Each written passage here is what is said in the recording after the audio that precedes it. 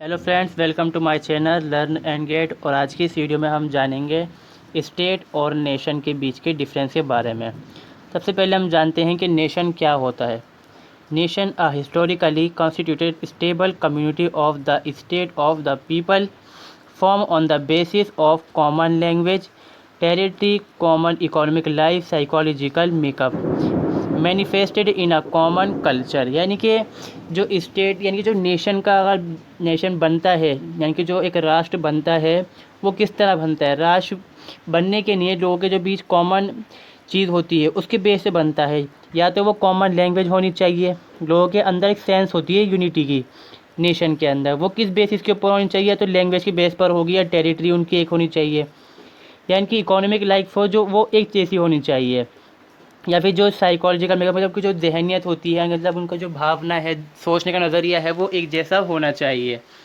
या फिर जो उनका जो कल्चर है वो कॉमन होना चाहिए। इस बेस के ऊपर एक नेशन यानी कि राष्ट्र का निर्माण होता है। आगे हम देखते हैं ब्लंटली क्या कहते हैं इस बारे में।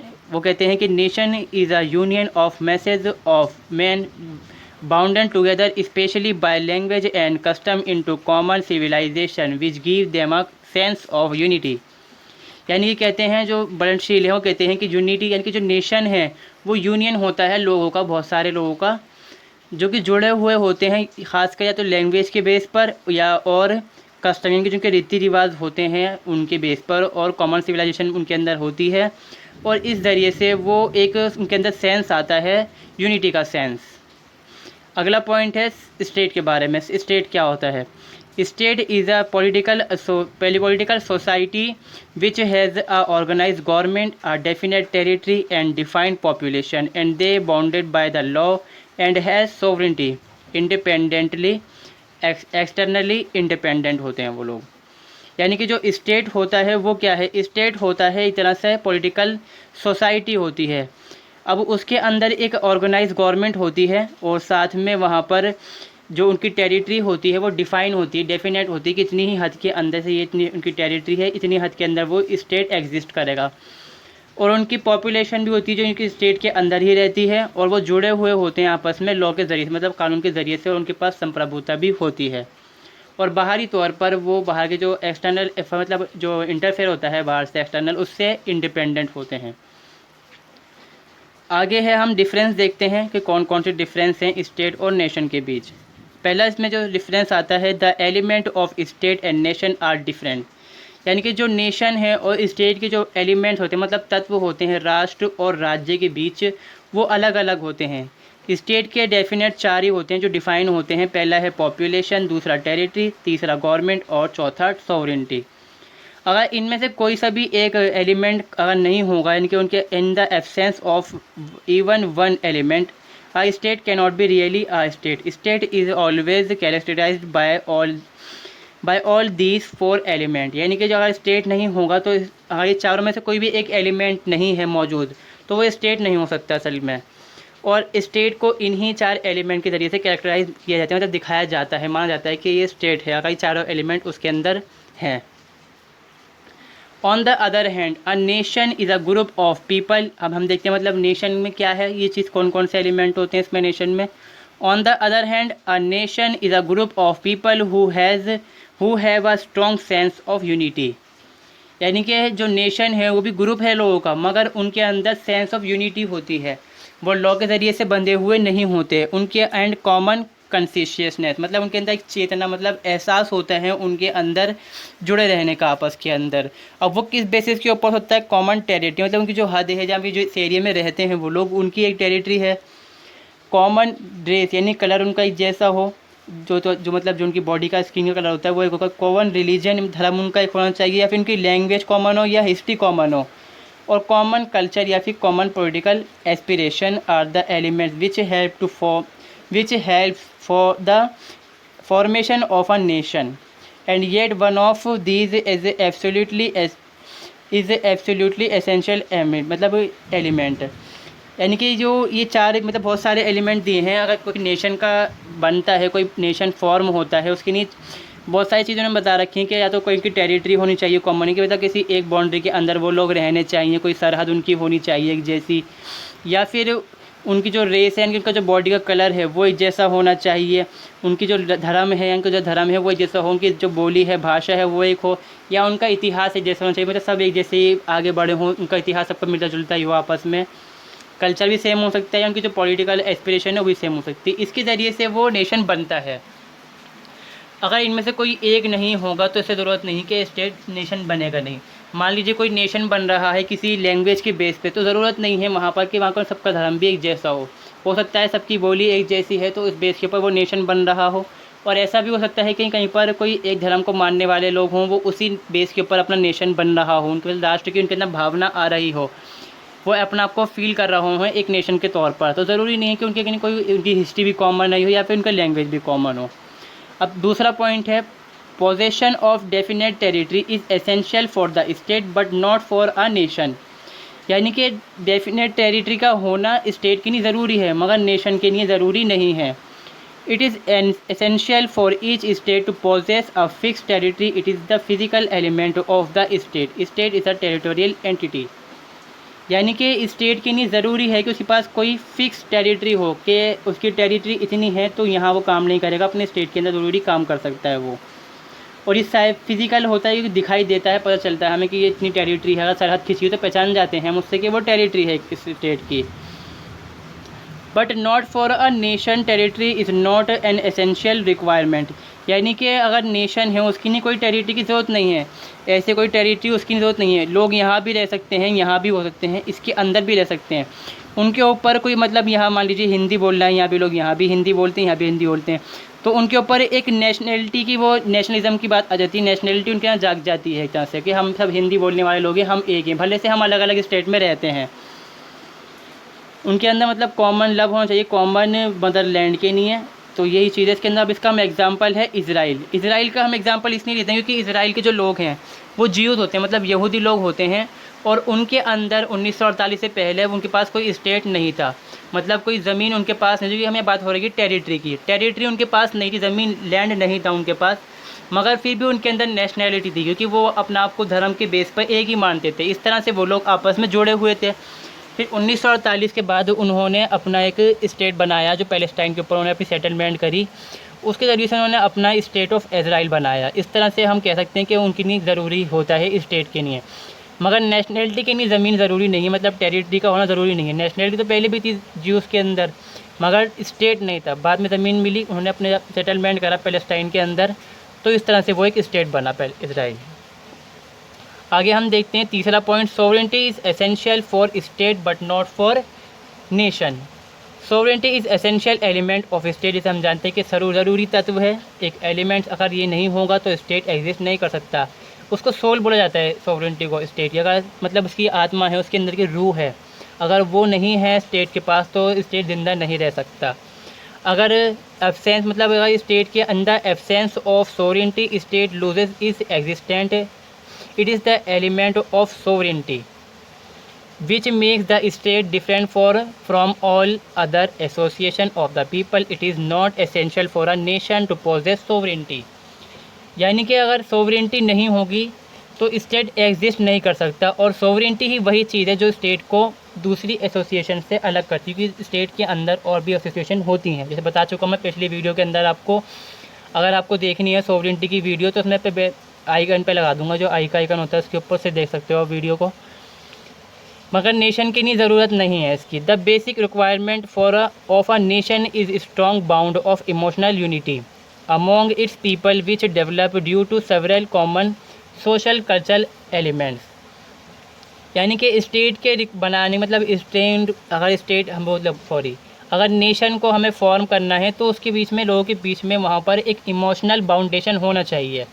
वो किसी बेस पर भी हो सकता है, कोई मतलब several common social cultural element हो सकते हैं, मतलब चाहे वो उनके कल्चर में कॉमन लैंग्वेज है, कॉमन धर्म हो, उनका कुछ भी हो सकता है। इस तरह से वो एक नेशन बन सकता है। उसके लिए सोवरेंटी की ज़रूरत नहीं है उनको, आज़ादी मतलब उनके पास संप्रभुता हो ऐसा ज़रूरी नहीं है। इसका एग्जांपल हम इंडिया से लेते हैं, क्योंकि अगर हम देखते हैं अगर इंडिपेंडेंस से पहले इंडिया के जो लोग थे वो आपस में जुड़ चुके थे, उससे पहले तो बटे हुए थे वो, बाद में क्या था उनके अंदर एक नेशनलिज्म वाली भावना उनके अंदर आ चुकी थी, राष्ट्रीयता की, कि हम सब एक इंडियन लोग हैं, भारतीय लोग हैं। धर्म वगैरह सब भूल चुके थे वो, क्योंकि उनको ब्रिटेन से आज़ादी चाहिए थी, इसलिए वो लोग उनके अंदर सब तक एक चीज़ उनके अंदर भावना आ गई कि हम नेशनलिटी मतलब नेशनल हम इंडियन हैं।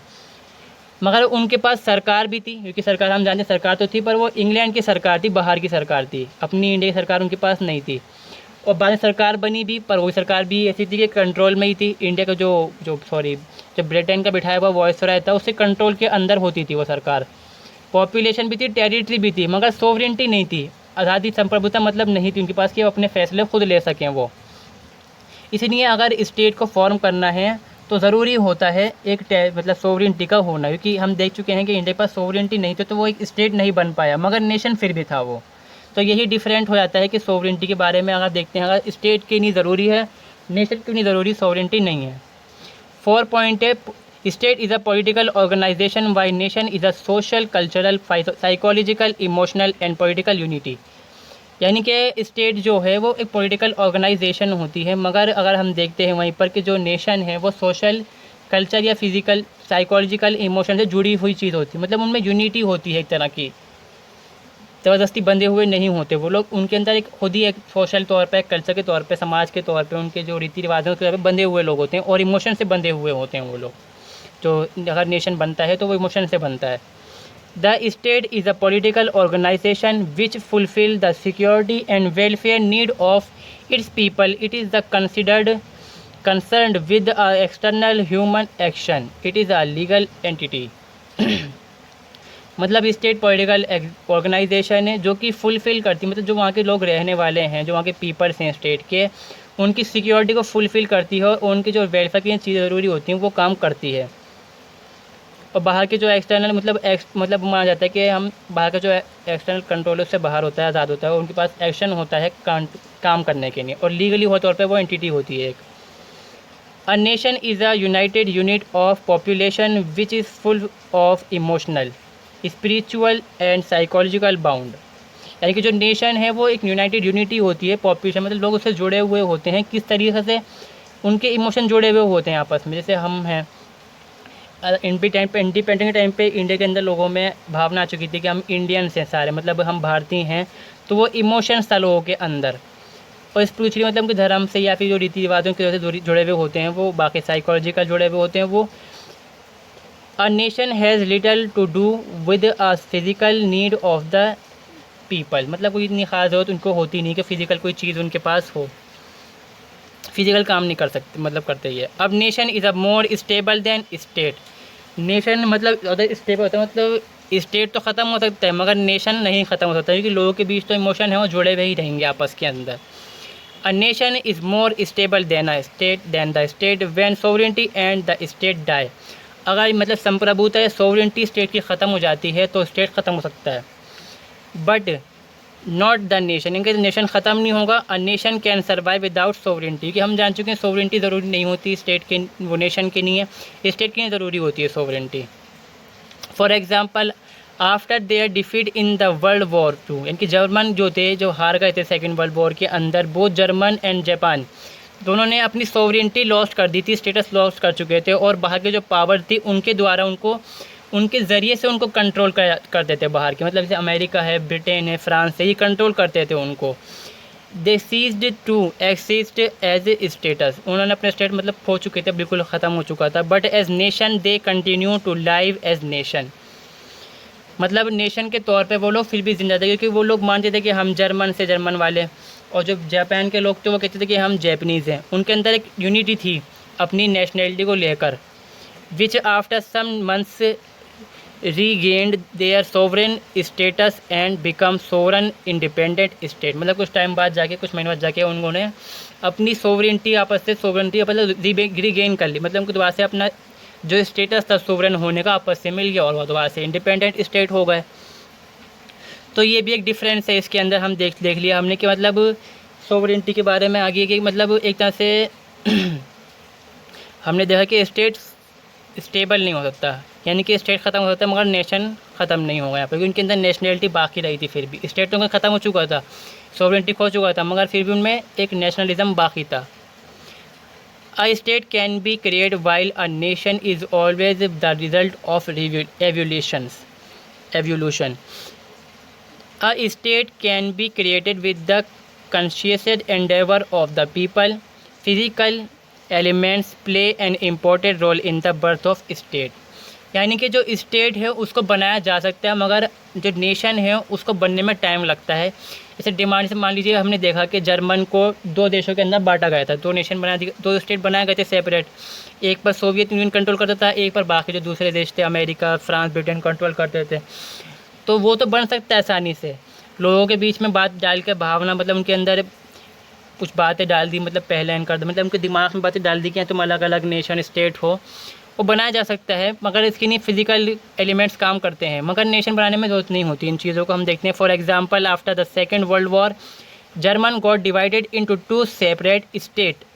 यानी कि जर्मनी को 2 सेपरेट स्टेट के यहाँ डिवाइड कर दिया गया। जर्मनी के जो लोग थे उनको डिवाइड कर दिया गया, West Germany and East Germany. But Germans remained emotionally as one nation. मतलब जर्मनी वाले लोग फिर भी एक बनकर ही रहे।